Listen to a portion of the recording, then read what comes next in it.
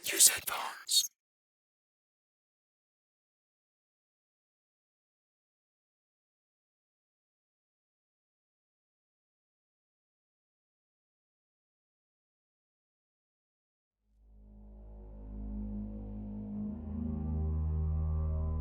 Identity is false in the juxtaposition of dust nodes and cosmic weight.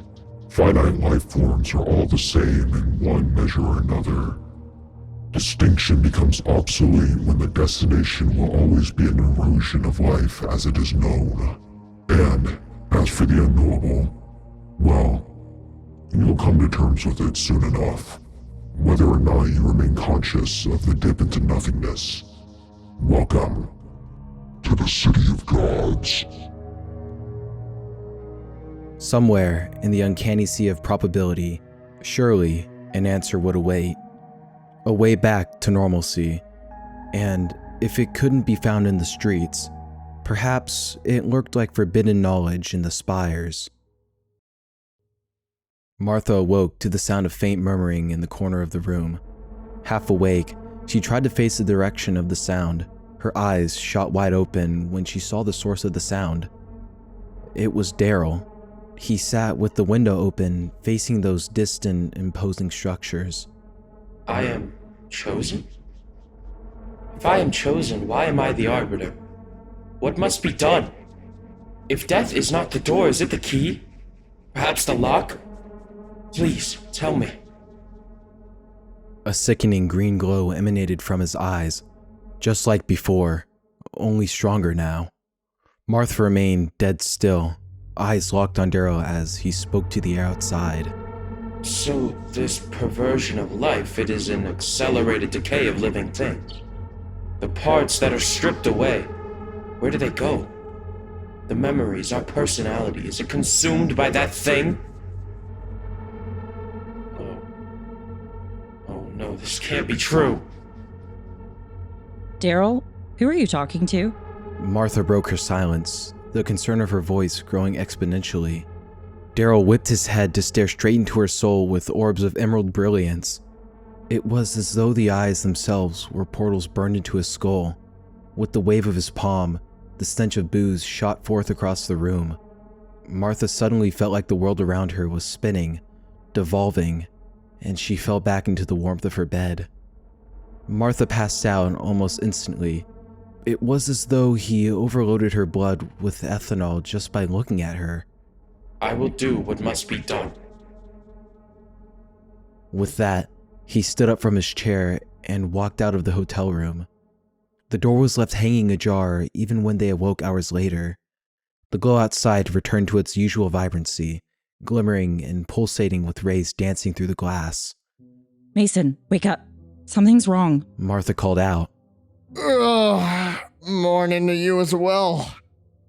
Wait, Daryl, where did he go? If I had to guess, he's probably off to the bar.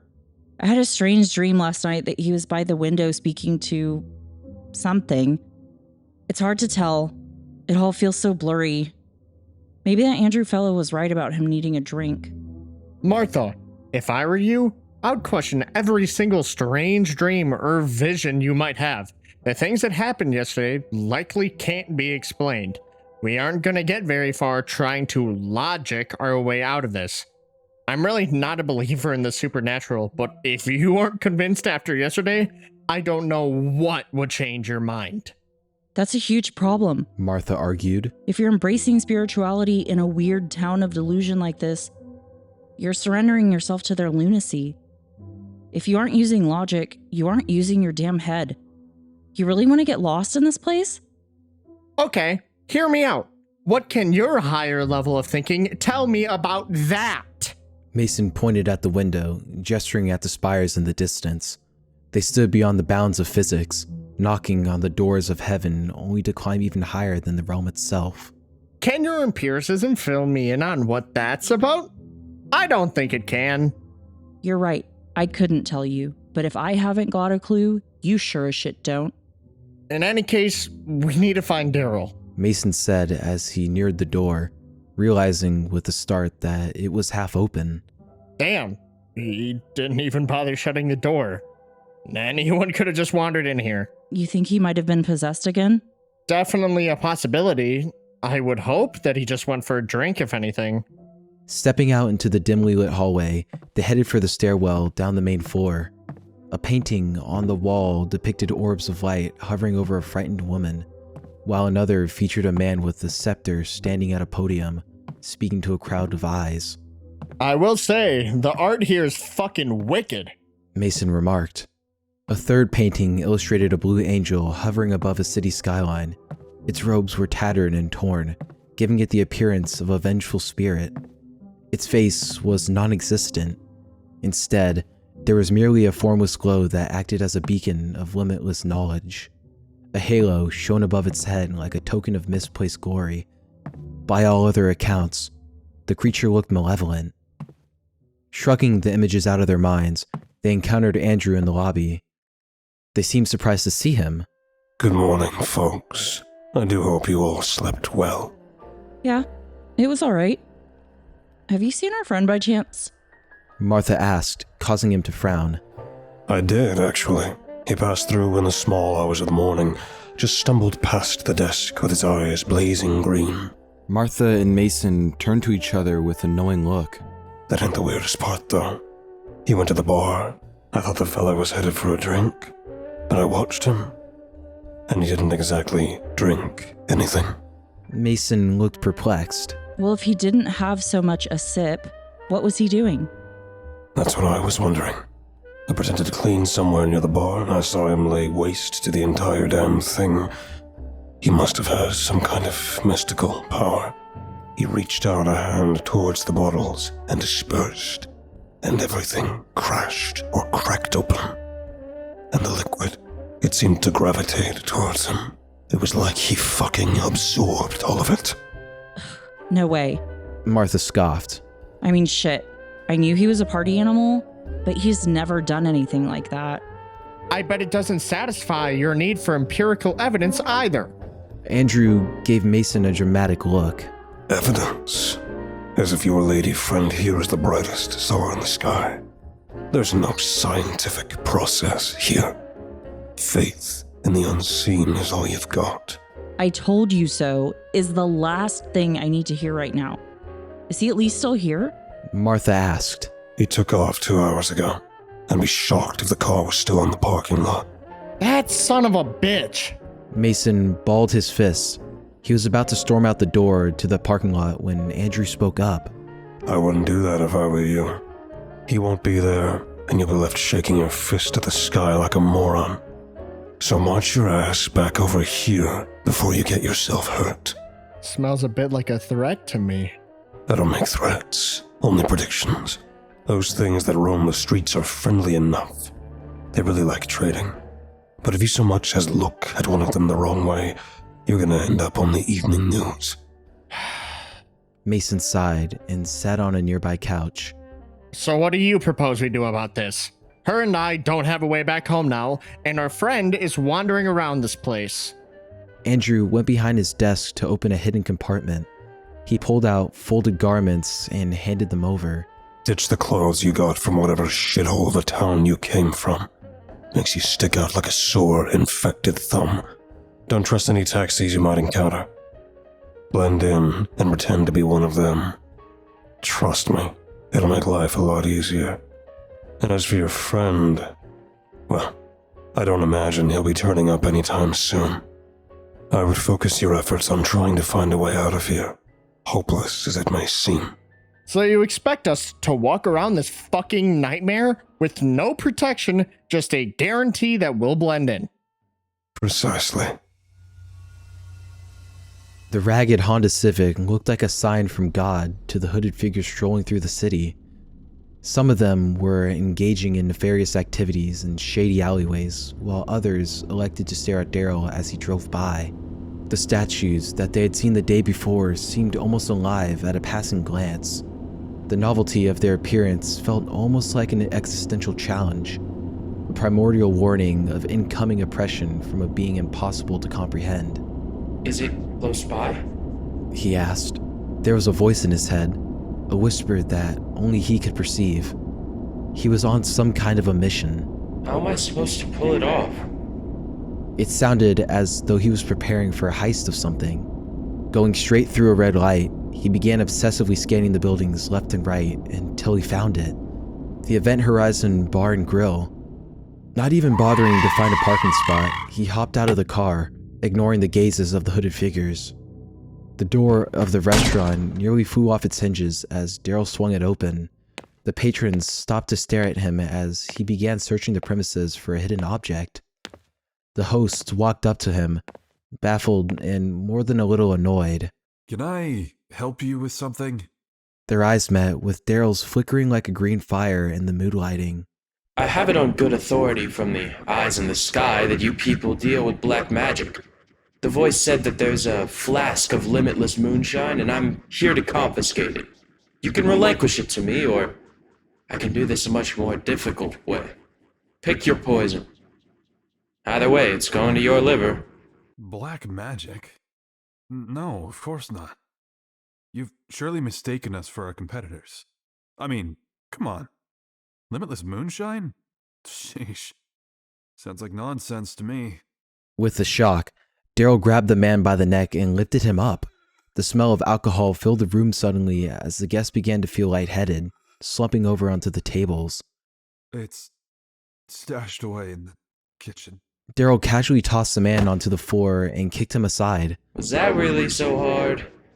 Throwing around the equipment in the kitchen, he found the flask locked behind a case of glass.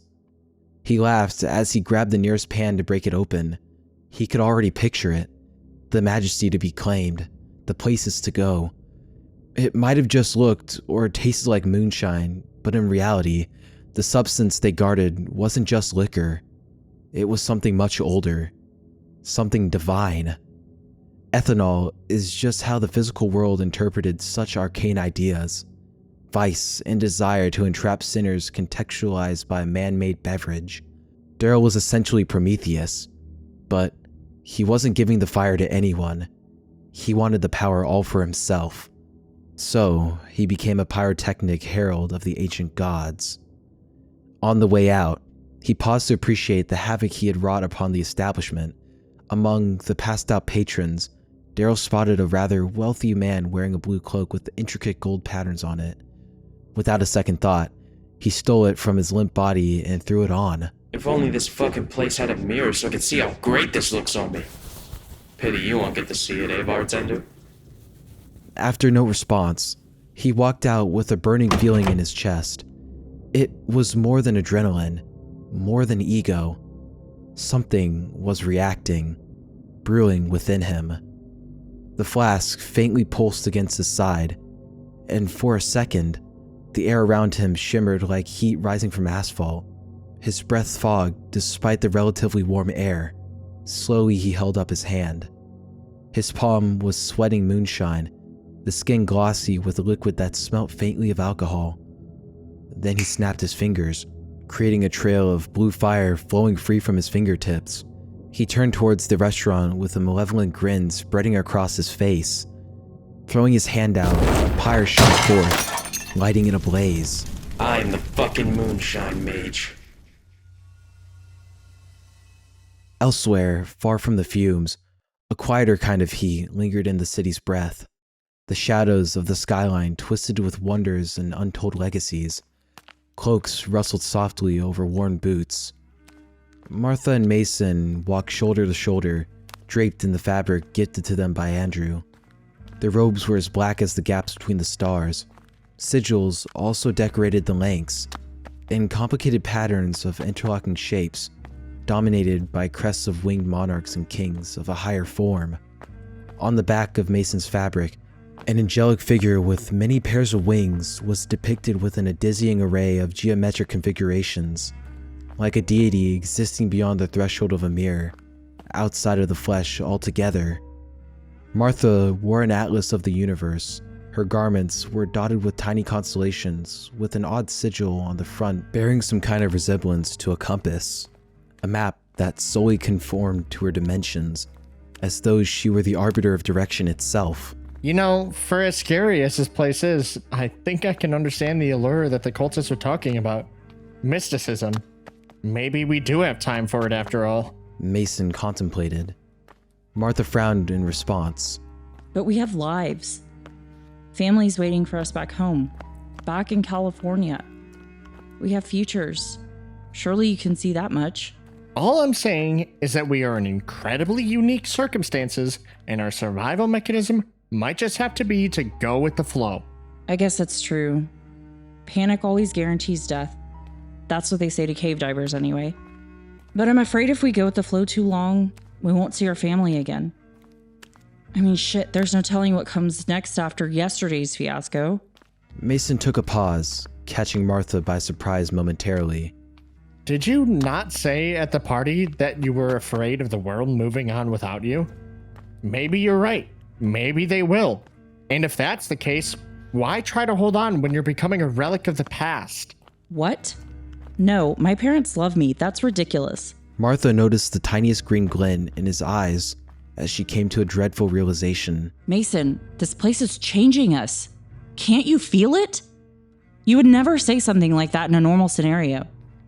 I haven't felt right since we got here, and I have a feeling that parts of us are being stripped away by those things. Whatever they are, whatever any of this shit is. The spires, the eyes, the cultists, all of it. The glow vanished from his eyes as they started walking again. You might be right. I'm sorry. I don't know what came over me. I haven't felt right either, and Daryl taking off on us should be enough proof that this is more than just getting lost. We're being watched. They continued down the sidewalk, observing the architecture of the delusional streets. At some points, conventional means of structural support were all but abandoned, leaving oddly shaped buildings and stone mazes somehow meant to be apartment complexes. Some of them didn't even have doors. They just were. Above the tops of the skyscrapers, they could make out the spires reaching to an infinitely high place. If I was a betting woman, I reckon Daryl is headed for those bad boys. Martha gestured. I just hope that it's a way out rather than a death sentence. I get a horrible feeling when I look at them. Looking back down, they nearly bumped into a cultist minding his own business, reading the newspaper. The figure slowly turned its head, crumpling the edge of the newspaper with shaking fists. As its eyes came into view, they could see that they were malevolent red globes of fire. They were about to run when a gloved hand fell on Mason's shoulder. It was another cultist, but with intelligent golden eyes. Relax, Darius. The being spoke. Mason instantly recognized him as the one they first encountered when they awoke in the city. These people are new around here. They have the right idea, wearing our colors and our sigils. Apologies, friends. We're sorry, we didn't mean any trouble. Martha pleaded. None taken. Just be a little more careful. I won't always be there to save your ass. And if you do end up cut into pieces, oh well. Well, thanks? Mason said, still trying to calm down from the incident. Darius still gave them a cold stare, his orbs peeking from just above the newspaper. Give him time to warm up to y'all. Come. We're about to have a ceremony. It'll be fun. You can learn a little bit more about our culture. We're looking for a friend. Have you seen him? Huh. Now that you mention it, I do recall seeing a third outsider among your ranks. I ain't seen him around here. Heard there was some ruckus at the event horizon, though. The locals love that place. Not sure why anyone would want to tear it up. Martha grew curious. What's the event horizon? A bar and grill. Lovely place. They got the limitless moonshine deal right now. I'd swing by if I wasn't busy with rituals. And saving you from dumb fuckery, apparently. So you think he might still be nearby? Martha asked. I mean, I'm not gonna rule it out. It gets strange around here after dusk. Hard to tell who's who. It's easy to forget which road you walk to get there. So will you take us there? Probably not. Got a ritual in 15 minutes. Way more interesting. You're coming, by the way. But he's our friend. We can't just. Did I fucking stutter, heathen? Hmm? You wanna see what happens? Hey, asshole, don't talk to her like that. Mason barked back. The green glow in his eyes had returned, only slightly stronger than before.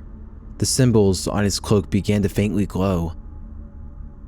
The cultists would have beaten him into a puddle of viscera had he not been so awe-stricken by the energy radiating from his body. His murderous fury was all but subverted by his fascination with Mason's aura. Now that is not something you see every day. Turns out this is way more interesting than the ritual. His golden orbs tilted to the side, as if to study Mason. The eyes chose you, didn't they? Do you even know what you are? Have you any idea what this means? No, I just want my friend back. Take me to the bar now. Mason demanded. Darius, who had been reading the magazine the whole time, looked up at him incredulously. You think you're in a position to make demands? The cultist shot a nasty look back at him. This one has what we've been looking for. So I'd say yes. He has more of a license to ask for terms than you do. Martha looked astonished. Okay, what the actual fuck is happening here? What does he have?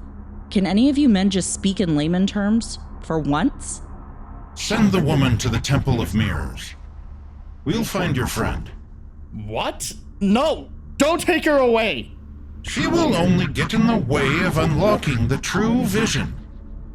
I need you to capitulate for the time being and let us explain what's going on here. Mason sighed and thought about it for a moment. All right, what do we need to do? Oh, come on!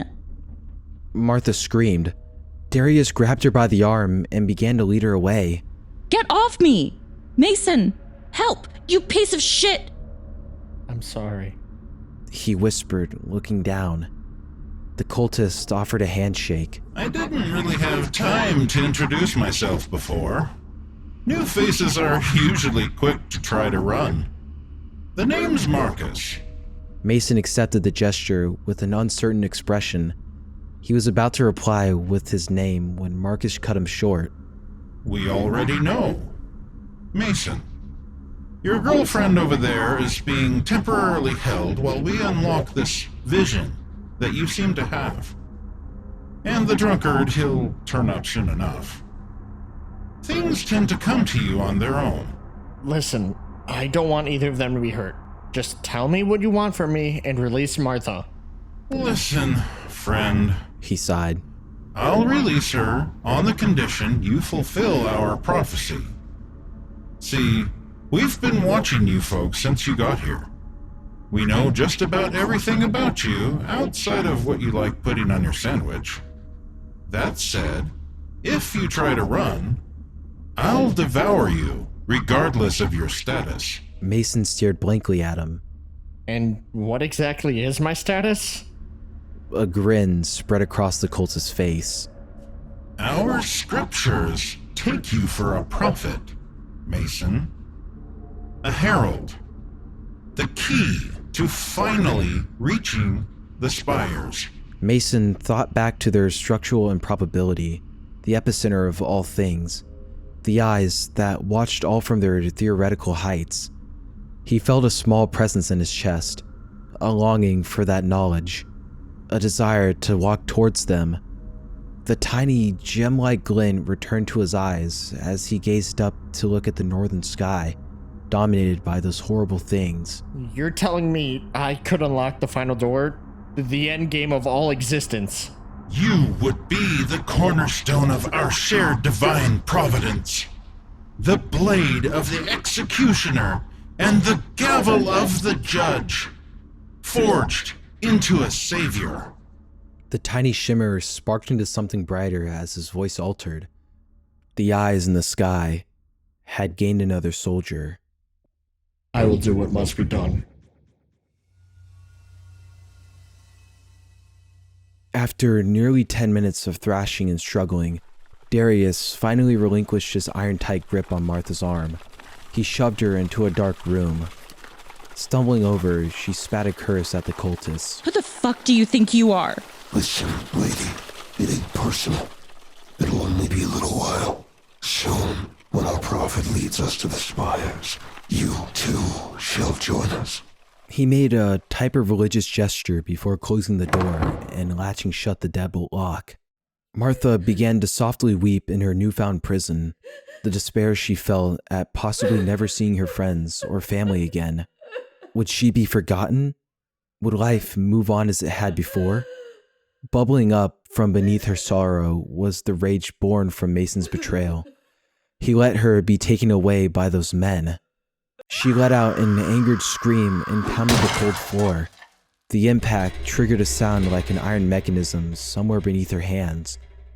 Martha gasped in surprise when formless sources of light orbited around her body to illuminate her would-be jail cell. It was not a dark, concrete basement after all. It was a space made entirely of mirrors, reflections that faced one another, creating an endless field of darkness broken apart by shapeless blobs of luminance. Within each reflected room was a visage of her very own body, but they weren't her. Not quite. She was mesmerized beyond words, staring at the iterations, studying them carefully. It was painfully uncanny. The way something was off about each replica. She tried moving her arm, but the reflections did not copy her movements. They merely remained frozen in a moment of cosmic numbness. The one closest to her bore the most resemblance. The only difference was the structure of her face. It was slightly off. Her nose was pointed just a smidge more. It would have been impossible to notice had she not been on her guard due to the situation. Each reflection was worse. Their accuracy had all but failed, falling into crooked renditions of her form. Some of them were taller, others were short and hunched over. One had an arm with 3 joints and legs bent backwards like the hoofs of an ungodly creature. None of them moved. It was as though they were statues, locked behind a world of reflective glass. She couldn't back away into a corner and face away from the horror because they surrounded her. Hyperventilating, she began to spin in circles, looking around at all of the miserable prototypes of her being. Her rushing breath caught in her throat when she noticed it, watching from a distance. A colossal figure, wearing her face. It had to have been 2 or 3 stories tall. Its jaw hung slack and dislocated, sagging with stretched skin at its sternum. The darkness of its eyes was deep enough to put the surrounding abyss to shame. Its head twitched, a violent, bone-snapping jerk as if yanked by invisible strings. Then, slowly, it tilted its jaw further, too far, until the split in its mouth reached its ears. The sound was wet and wrong, like tearing cloth soaked in blood. Martha held her breath, tears streaming down her face at the sight. It spoke in her voice without moving its gaping maw.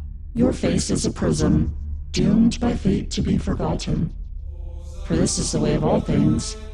You may think to grieve for a loved one. You may recall their face, but it will never be equivalent to truly knowing that face. Please, I'm begging you. Martha sobbed. The creature ignored her. Every appearance is the same configuration, just as every other creature is born of the same dust you are. And not only will everyone else move on without you, you will cease to know yourself in death. Identity is stripped away by the tendrils from the spires. So if you know nothing of what you are and the world treats you as though you are a meaningless relic, what is your shape, mortal? I don't know. Martha stammered. Please don't kill me. Please. In death, you are an elegy of the fallen, an echo of creatures that once roamed these lands long before your time. You desire to be free, yes? Anything, please. I just want to see my family again. You have been chosen by the eyes in the sky to do whatever it takes to reach the spires. Do you accept your mission? Martha breathed heavily. Yes. I'll do whatever you need me to. Then with the powers vested in me, I resurrect the dead within you, and I offer your soul to the gods. Anxiety overcame Martha as the creature marched forth past the other replicas of her body. It knelt, placing the tip of its index finger on her forehead. As it met her skin, a frigid rush tore through her skull, flooding every nerve with static memories she didn't own. Images of worlds being swallowed, colossal beasts watching from predatory heights, all glimpsed in a single moment. Her body lifted from the ground, limbs stiffening like a puppet. The other iterations opened their mouths as if to let out inaudible screams. One by one, they shattered before her eyes. The lights began to vanish and the chasm closed in, encasing her in a bitter new truth. Martha was no longer quite herself. She remembered now, the innumerable eyes, the coming war, a mission on behalf of the overlords. Somewhere, far in the ink-black canopy above, a single blazing eye opened, staring directly at her. With cold conviction, she met its gaze. I will do what must be done. A pathway opened ahead, an archway of white light that signified an escape from the holding cell. As her body faced through it, the chamber was once again empty.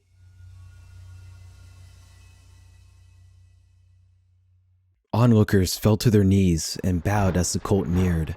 Spearheading the formation was Mason, now decorated with a pearly white cloak. It flowed behind him in the breeze as though he were a caped crusader.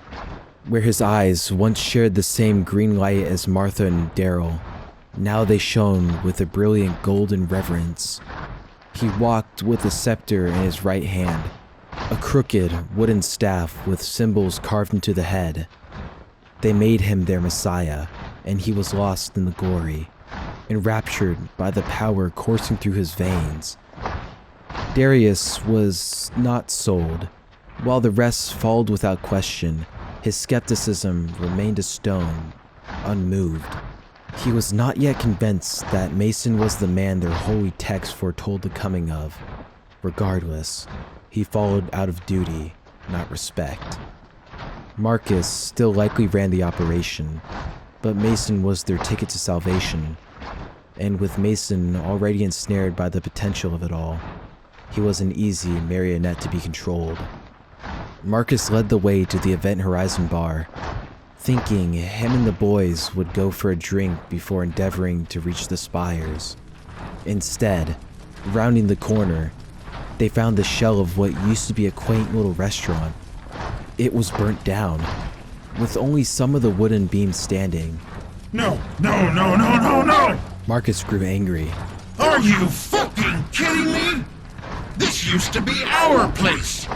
My mom used to take me here for food before I could drink. What kind of monster would do such a thing? Investigating the rubble, Mason found a kids menu on the ground amidst ash and charred bodies. This was a necessary evil. Mason declares. I smell liquor in the air. Cheap, stale.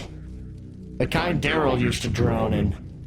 He turned back to Marcus, who was still balling his fists at the sight of his childhood burnt to the ground. He will not be far. If he is behind this, I assume he's working interests that oppose our own. He may be up to the spires as well. We take care of him and then we advance. He watched Mason with narrowed eyes, listened to him speak like a general in an active combat zone. Internally scoffing, he clenched his jaw and looked around at the other hooded silhouettes. You heard him. Fan out. Leave no stone unturned. The prize will be ours. All of them dispersed across the surrounding area, setting up places of observation and waiting for their target to appear. Mason took 3 cultists with him for protection. All of them were briefed on Daryl's physical description, so they would know when he approached. Mason, with his entourage, scanned up and down the lengths of the roadways. careful to know any pedestrians sharing the sidewalk with them.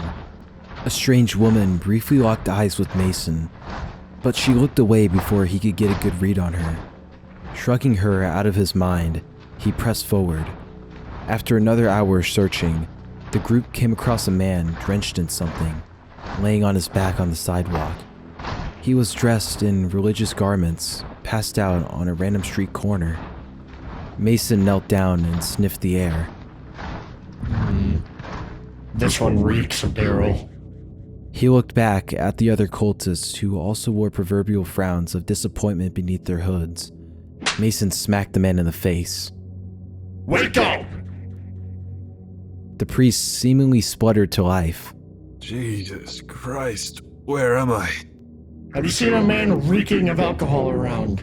Guessing it wouldn't be you because you aren't the man we came for. Do you kindly direct us to the object of our interest? I don't know, man. He barged into the church and started laying waste to it. Started dousing the pews in alcohol or something. I don't know. And where is the church? Probably like 10 minutes down that way. He pointed ahead. The cloaked men thanked him for his compliance and left him there on the concrete. The place of worship was a massive cathedral with stone arches and meticulously detailed columns leading the way to the interior. I want 2 of you to circle around the building to find other entrances. Break a window if you have to. We'll have him cornered with nowhere else to go. The 3rd man will go and alert the others so we may have a lead. Nodding, they went. Murals decorated the ceiling far above, telling the story of angels clashing with forces of darkness. It smelled strongly of alcohol as Mason ventured forth. The hallway opened into a massive room. Entire rows of pews were thrown to the side, visibly damp with liquor. A figure sat by the altar, seemingly awaiting Mason's arrival. It was Daryl. You shouldn't have come here, brother. Daryl called out. Mason completely ignored his warning. I can't let you reach the spires. You're coming with me. Now move your feet. Another voice called out from behind one of the pillars. And what? I'm just supposed to let you get there instead? It was Martha. Mason sighed, gritting his teeth. So not only did you break out, but you've been following us. What can I say? I have orders. She stepped out from behind her cover, revealing her new form. Pieces of her were Martha, but others were utterly alien. It wasn't that they were stitched in the familiar. It was an invisible gradient of flesh that altered to become foreign. Her own ship of Theseus. An atlas of identities that had forgotten her own face. Mason didn't flinch. I don't care what you are. You're compromised. You don't get to decide what the spires want. Neither do you. Martha fired back. Her voice shimmered with something not quite human. They aren't monuments to rule. They're containment vessels. Keys, teeth buried in the ground. And if you're dumb enough to open their jaws, don't expect to be the one giving commands when they start to close. They chose me. Mason said, jaw tight. The stars, the messages in the static, the ancient words spoken by the cults on these streets, they all led to me. You think you can stand in the way of that? I don't need to stand in your way. Martha said, stepping closer. I just have to make sure you don't get there before me. Then we're at an impasse. Mason growled. No, not exactly what I would call it. Daryl said, standing slowly now. You're at a reckoning. He limped towards Mason, the bottle still clutched in one hand like a relic. You think the eyes speak to you exclusively? They speak to me through the taste of blood, through ash and rot, and I don't follow orders from a couple of twats like you. He took a swig, then smashed the bottle against the altar. I warned you. The air thickened. The murals on the ceiling began to weep, thin, inky tears dripping from painted angel eyes. They're watching, Martha whispered. One of us will succeed. The others will suffer. And the spires will feed either way. Mason said. He readied himself for combat as the temperature of the chamber rose higher. We finish this now. Daryl grinned with teeth too sharp. By the way, try not to scream. They like it when you suffer. With a clap of his hands, he sent forth a spark that set the cathedral ablaze. The fire parted around Mason's cloak, protective runes lighting up on his sleeves. Martha ducked back behind the pillar as the inferno roared past. Seeing her opportunity, she rushed forward and tackled Mason from behind, causing them to tumble to the ground. Daryl marched forward with a malevolent look in his eyes before he heard crashing sounds from doors behind him. Cultists flooded in, brandishing swords and firearms, shouting like a band of raging pirates. So you brought the cavalry, eh? Bring it the fuck on. He said. He rushed forward, launching jets of ethanol fire at the hooded figures, but they were too protected by the runes on their sleeves. Cowards! He yelled before they leapt upon him. He threw a punch at the closest one, but he ducked out of the way, tackling Daryl to the ground as the others swarmed him. Mason elbowed Martha in the face as she tried to pin him down. Pulling out a sacrificial dagger from within his cloak, he kicked her back to the floor and pinned her with a boot on her neck. I want to kill neither of you, you see? He explained, still panting. I have a mission on behalf of the Eyes, and nothing you can do will stop me. Several of the cultists approached to hold down Martha as well. Mason stood up, regarding both of them. Daryl still struggled against their iron grips, and Martha tried to morph out of their arms, but failed against their sheer number. Spitting blood and a bit of moonshine, Daryl chuckled. You're all so serious. He coughed. So noble, so righteous. Let's loosen things up a bit, eh? Slowly, the cultists loosened their grasp, swaying in place with Mason growing furious. What have you done? One of them stumbled sideways, laughing for no reason. Another turned and decked his comrade in the face with the butt of his rifle.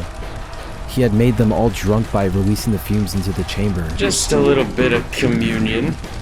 He slurred. Shared delirium. Let the gods decide who's worthy. With the cultists all distracted and suddenly becoming violent towards each other, Martha lunged for Mason with a scream that became a maniacal laugh halfway through. Her form glitched, skin rippling as she became a primal weapon of destruction. Her fingernails extended into razor-like claws, antlers sprouted from the top of her head, and her teeth grew sharp and jagged. Daryl grabbed one of the cultists by the neck and slammed him into the ground, stealing his sword and promptly driving it through the man's stomach. Ripping it out, he turned to walk towards the disorganized chaos he created. The hooded figures were swinging at shadows and throwing themselves at each other with disoriented blows. Martha was on Mason again, gnashing her teeth at his face.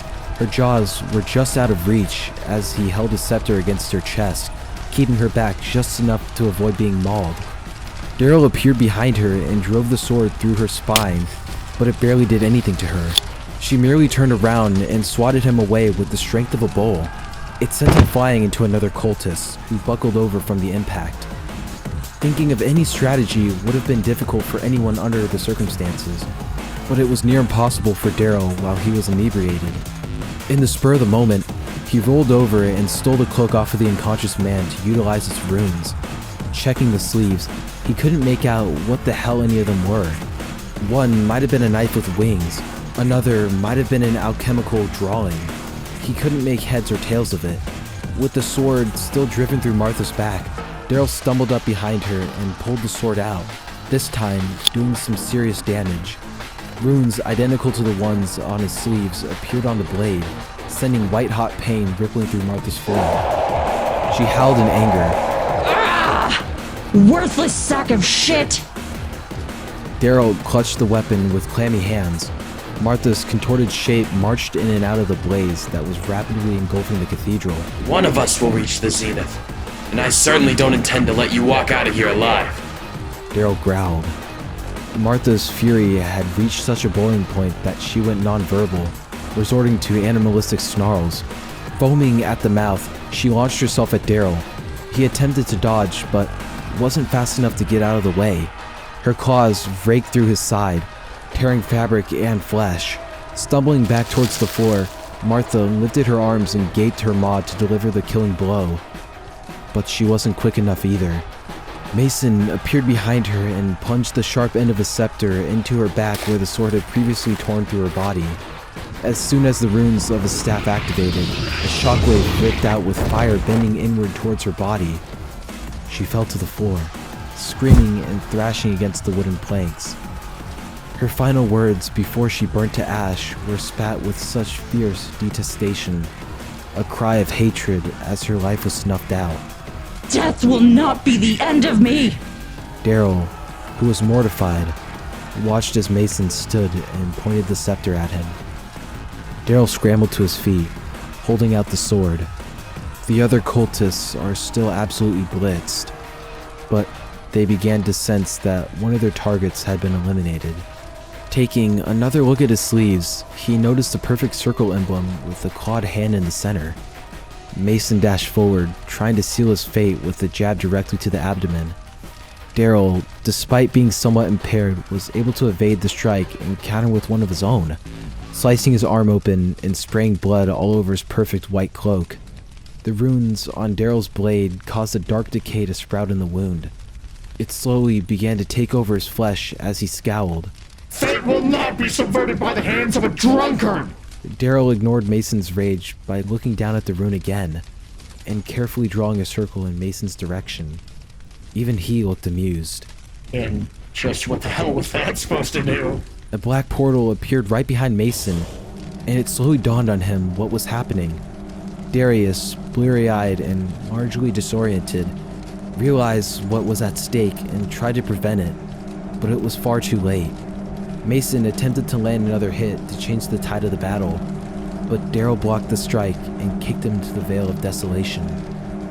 Mason's screams echoed for an eternal moment as Darius fell to his knees.